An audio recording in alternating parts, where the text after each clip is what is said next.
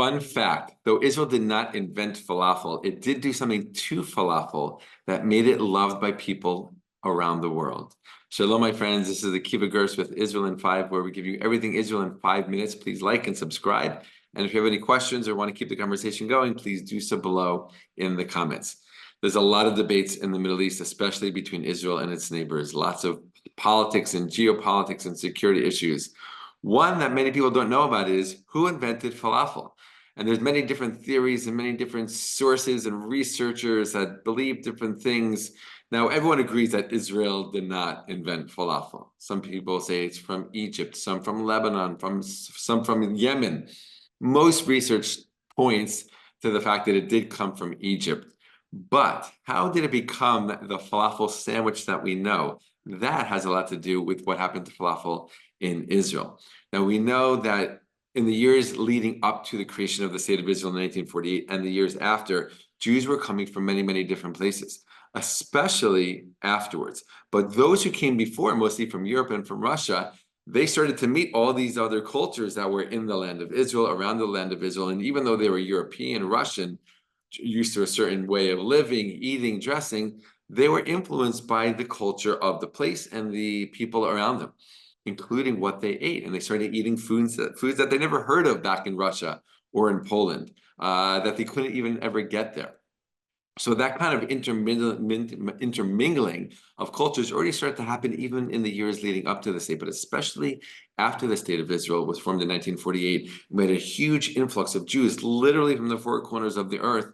That happened even more because so many Jews were coming from Arab lands, and they were bringing their customs and their foods and their spices with them as well. And many of them were already used to foods like falafel and other things that were being eaten in the land of Israel, in the state of Israel, because of their familiarity with Arab culture, Arab customs, and Arab foods. So specifically the Jews who came from Yemen, there were tens and tens of thousands of Jews that came from Yemen in the years after the creation of the state in 1948. And they were used to falafel. They ate it back in Yemen. They ate it in Israel. And the government of the state of Israel was also very much into promoting falafel as a food to eat. Why? Because it was cheap, it was easy to make, it was filling, and it was nourishing, made out of chickpeas and spices, basically.